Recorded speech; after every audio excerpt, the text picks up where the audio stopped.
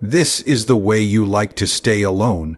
There is a curious comfort in solitude, isn't there? Not the kind that stems from bitter disappointment or the collapse of trust, but the kind that slips quietly around your shoulders like a familiar cloak, a stillness chosen rather than imposed. In this world of relentless noise, where every thought must be broadcast and every moment shared, there remains a sacred space for the soul that prefers to draw inward and simply be. You sit in a room where the only sound is the ticking of time, and in that silence, something extraordinary happens. The masks fall away. The roles you play, student, spouse, worker, friend, they slip off like garments, and you're left face to face with the truest part of yourself. No applause to earn, no opinions to impress, just you and the God who knows you even in the dark, especially in the dark. And perhaps that's what makes this stillness so different from loneliness. Loneliness is a hunger that gnaws a reaching for voices that never come. But solitude is a banquet set by invisible hands, a whisper that says, "You are enough here. You are not abandoned." The soul that has come to love its own company, not in pride but in peace, finds something others are too distracted to see, that the inner life, when tended, becomes a cathedral. And you do not need to be seen to be whole. It is not wrong to like being alone. That sacred preference has always belonged to the prophets and poets, to the dreamers and the thinkers who found their clearest vision not in crowds but in caves. They went up to the mountains not because they hated the world, but because they needed to hear a voice that could not compete with the market noise below. And when they came down, they spoke with fire. But let us not deceive ourselves. The choice to be alone can also be a shield, a defense against heartbreak, rejection, or failure. We retreat because it is safer than asking to be loved. We silence ourselves before someone else does. And sometimes solitude is merely the refusal to trust. You must ask yourself, quietly and honestly, is your silence a song or a sword? Are you listening for the whisper of heaven, or merely hiding from the ache of being known? Still, it is here, in this very place, that something deeper is offered. The soul that chooses to dwell in quiet, not to escape, but to listen, becomes a soul that sees what others miss. It learns to recognize the divine in ordinary moments. The rustling of trees, the flicker of candlelight, the feeling of breath rising and falling with no need for explanation. There is no striving here. There is only awareness, only presence, and presence is no small gift. This is the way you like to stay alone, not in bitterness or detachment, but in gentle remembrance, in stillness that is neither cold nor afraid, but holy. The world will always clamor for your attention, will always demand your presence at the table of distraction. But there is a deeper feast elsewhere, and those who learn to sit in silence will come to know the one who prepares it. You do not stay alone to be unseen. You stay alone to see. You stay alone not because you are unloved, but because you have discovered a love that does not depend on performance or applause. And perhaps when you finally rise from the silence, you will carry something with you that the world has forgotten, a soul anchored not in noise, but in quiet glory. Solitude is not loneliness, but a sacred space where the soul meets its truest self. Solitude is not loneliness, but a sacred space where the soul meets its truest self. There is a deep and often misunderstood distinction between being alone and being lonely.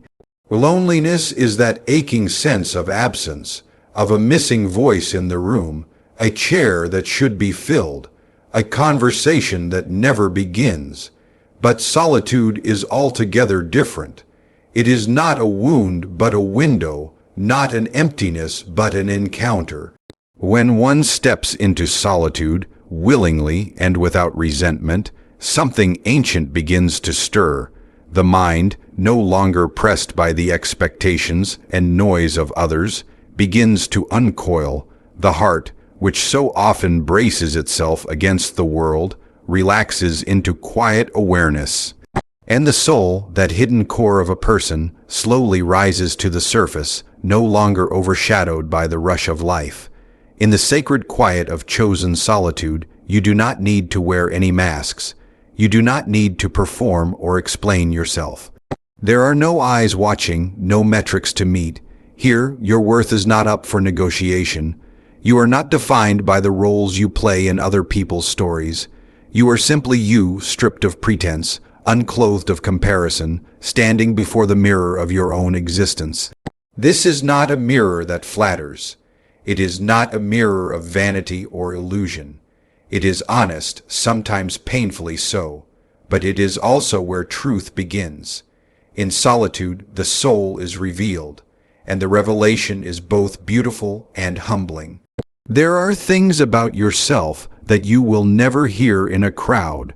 There are songs your heart wants to sing that are too delicate for public ears. The soul speaks in whispers, not shouts, and unless we find the silence, we will miss its voice altogether. That is why solitude is not just a place of rest, but of revelation. It is where the hidden things come to light, where forgotten dreams stretch their limbs, where your deepest longings begin to speak again.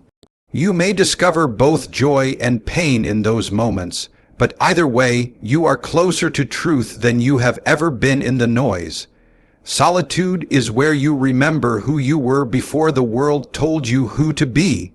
You may recall childhood days when wonder came easily, and you were not yet burdened by the need to prove yourself. You may remember how to sit in awe without needing to post about it, how to laugh without an audience, how to cry without shame. In solitude, the pressure to be okay disappears.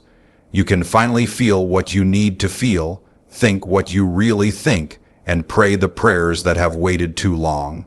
Solitude gives you permission to be real, and in a world that thrives on performance, that kind of authenticity is rare and holy. There is also a strange paradox to solitude. It feels like withdrawal, like stepping away from the crowd, but it is actually a step closer to something infinitely more real.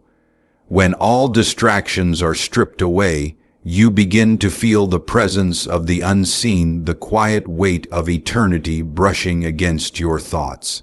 Some call it conscience, others intuition, but those who have walked the road of solitude know that it is more than that. It is the divine speaking without words. It is love that does not demand but invites. It is the sense that you are not as alone as you thought. The room may be empty, but your soul is not. The world is suspicious of solitude. It assumes that those who enjoy being alone are either broken or arrogant. But in truth, those who seek solitude are often the most whole. They are not running from others, but running towards something greater. They are not antisocial, but deeply reflective. They are not escapists, but pilgrims. They have found a well that others cannot see, and they return to it often, not because they are tired of people, but because they have discovered that some thirsts cannot be quenched by conversation. They need the hush of stillness, the space to breathe, the grace to listen. Solitude is not isolation, it is preparation. It is transformation, it is communion. You may not realize it at first, but solitude has a way of refining your desires. When the applause fades, when the screens go dark, when no one is looking, you discover what you truly long for. What you chase in the silence is what you worship in your heart. If you long for peace, you will seek it in that quiet space. If you long for truth, you will dig beneath the surface of distraction. If you long for God, solitude becomes a sanctuary. It becomes holy ground, not because of its emptiness, but because of what fills it when you are finally still. You begin to sense that solitude is not the absence of presence, but the presence of something deeper than the visible. And so the soul that enters solitude, not with bitterness but with humility, begins to change. Not all at once, not dramatically, but quietly, like the turning of seasons or the growth of roots. You begin to see more clearly, you begin to hear more deeply, and you begin to carry with you a calmness that cannot be shaken by the turbulence of daily life. This calmness is not indifference, it is not detachment, it is clarity, it is strength. It is the fruit of having met your truest self and finding, to your surprise, that you are not alone there. You are known. You are loved. You are held. Choosing to be alone can reveal whether you're hiding or healing. Choosing to be alone can reveal whether you're hiding or healing. At first glance, solitude may appear the same from the outside. Two people may walk through the same woods, close the same door behind them, or spend the same long hours in silence. But what happens within the intention, the posture of the heart, makes all the difference. To the observer, both lives seem quiet, even calm. But inside, one soul may be wrestling with pain too deep to name, using silence as a shield, while another soul is slowly mending, allowing silence to become a balm. And so, the real question is not whether you are alone, but why you are alone and what the silence is doing to you. There are moments in life when silence is chosen out of weariness, after the sting of rejection or the heaviness of heartbreak. People can bruise you in places that never bleed. The words they say, the expectations they place, the ways they misunderstand you, all of it gathers like weight upon the heart. Eventually, you stop speaking because you feel unheard. You stop showing up because you no longer trust the welcome. And you tell yourself the quiet is better, even if it hurts, because at least here no one can wound you further. This kind of solitude doesn't begin with peace. It begins with pain. And it often becomes a hiding place, a cave not of reflection but retreat. A place where the soul curls up in self-protection, convinced it is safer to stay hidden than to risk being seen and rejected again. Hiding wears 1,000 disguises. It looks like independence, like strength, like the stoic shrug that says, "I'm fine." But beneath the mask is often a heart that longs to be pursued, a spirit that wonders if it is worth being found. People hide for many reasons: shame, grief, exhaustion, betrayal. Hiding is not always deliberate. Sometimes it begins as a coping mechanism and then hardens into a habit. You begin to withdraw just to survive until it becomes second nature, not to answer, not to hope, not to reach. The problem is not solitude itself, but what solitude begins to shape within you when it is built on fear rather than faith. The soul may grow quiet, but it does not grow well when the silence is rooted in despair. And yet there is another kind of solitude, one that still feels the ache but chooses a different path. Healing solitude is not a rejection of others, but a return to self. It is not silence out of fear, but silence out of trust. When you choose to be alone because you sense the need to heal, to listen, to rebuild something within, then solitude becomes sacred. It becomes intentional. It becomes a place of transformation rather than avoidance. In this space, you are not hiding from the world, but stepping back from it to see it and yourself more clearly. Healing in solitude takes time. The noise of the past doesn't vanish in a moment. Old voices still echo, doubts still linger. But in the quiet, you begin to sort through them. You begin to ask where the pain came from, which parts of you were ignored or dismissed, which beliefs you've been carrying that no longer serve your growth. You begin to notice the places that hurt, not so you can dwell on them, but so you can name them. And what you can name, you can begin to heal. Solitude allows the soul to breathe deeply, to unclench what has been tight for too long, to release what you were never meant to carry. You are not simply running from the world. You are creating space for something better to take root. Sometimes healing looks like silence because it takes stillness to hear what truly matters. It takes stillness to hear your own heart. It takes stillness to hear the whisper of truth, that was drowned out by the expectations of others. And it is often in that stillness that grace begins to speak again, not loudly, not suddenly, but steadily. It tells you that you are not what you've lost. You are not what others failed to see. You are not the sum of your wounds. You are more than the moment you were broken. And even in your hiding, there was something in you that still wanted to be whole. The journey from hiding to healing is rarely a straight path. Some days you may feel ready to engage the world again, and other days you may need to pull back into your quiet place. That is not failure. That is not regression. It is simply part of the process. Healing is not a sprint, but a series of deep breaths. It is allowing time to do what it does best: uncover, renew, soften, strengthen. And when you treat your solitude not as a prison, but as a garden, you begin to notice growth where there was only survival before. The truth is that both hiding and healing may feel the same in the beginning. They may share the same silence, the same isolation, the same hunger for something more, but over time they begin to bear different fruits. Hiding leaves you bitter, disconnected, fearful. Healing makes you tender, reflective, open. Hiding shrinks the soul. Healing expands it.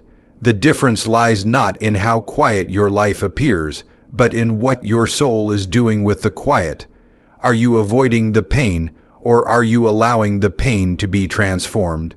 Are you retreating in fear, or are you being remade in grace? Choosing to be alone is not wrong. It is what you choose in the alone that matters most.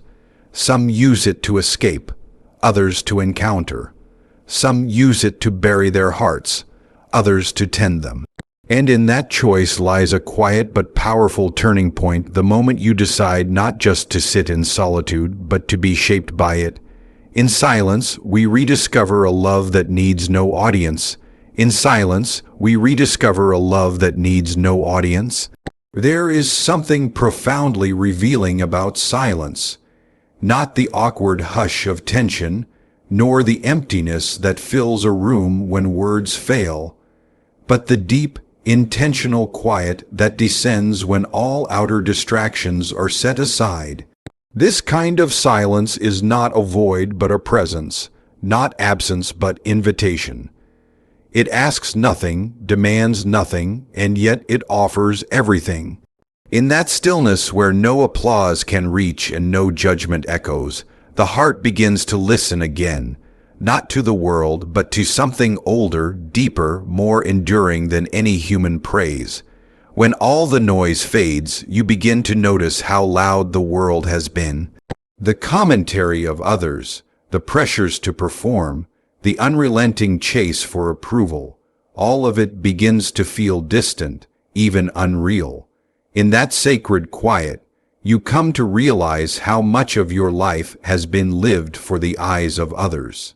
How often your choices have been shaped by the hope of recognition, the fear of being misunderstood, the longing to be seen. But in the silence, none of those motives matter. They fall away like old garments, no longer needed. What remains is what was always true, even when you forgot, that you are loved not for your performance, not for your image, but simply because you are. This love is not loud. It does not force itself upon you. It does not demand attention. It waits patiently. Like light seeping through a window in the early morning, it arrives without fanfare, and yet it fills the whole room. It is the love that existed before you achieved anything, before you pleased anyone, before you were aware of your own worth. It was there in the beginning, and it remains when everything else is stripped away. This love is not an emotion that flares and fades. It is a presence, quiet and constant, holding you even when you forget to hold on. Rediscovering this love in silence is not always easy. At first, the quiet can feel unsettling. Without the constant input of voices, you are left with your own thoughts, and not all of them are kind. Old fears rise to the surface. Memories long buried begin to speak again. You may even wonder if the silence is empty after all, But if you stay in it long enough, if you resist the urge to run or fill the space with noise, you will begin to sense something beneath the discomfort.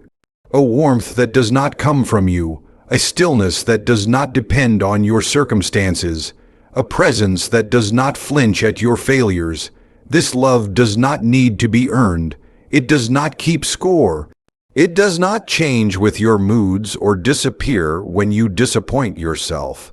It is not impressed by success or diminished by shame. It simply is, always has been, always will be.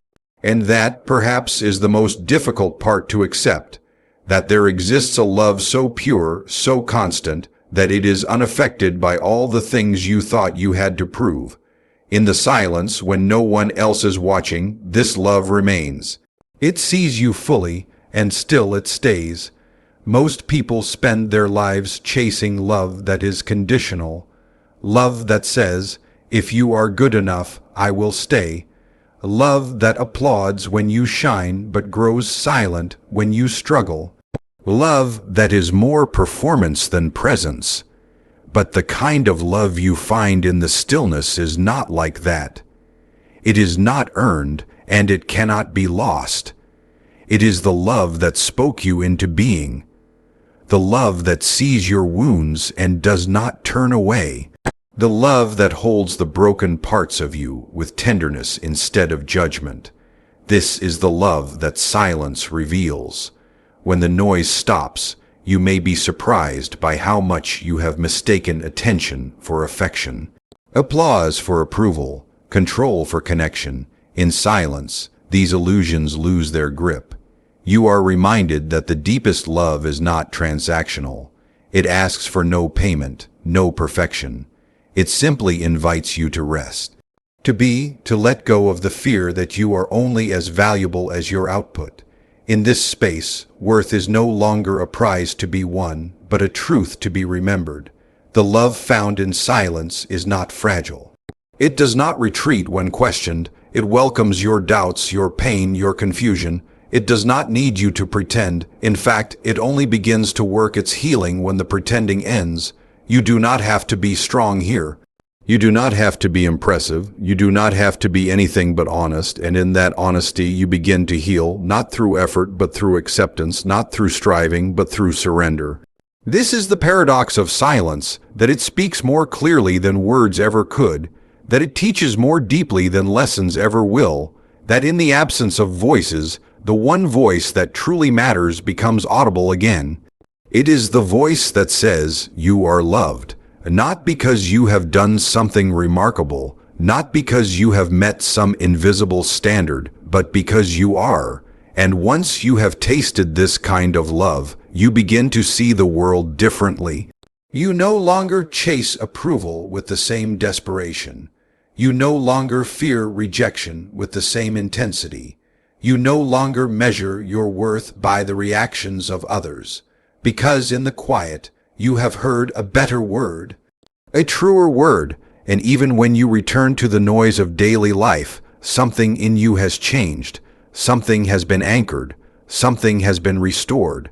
It is in the silence that love is no longer a concept, but a presence, no longer an idea, but a reality. And once you know this love, not in theory but in experience, you realize it was never far, it was never absent.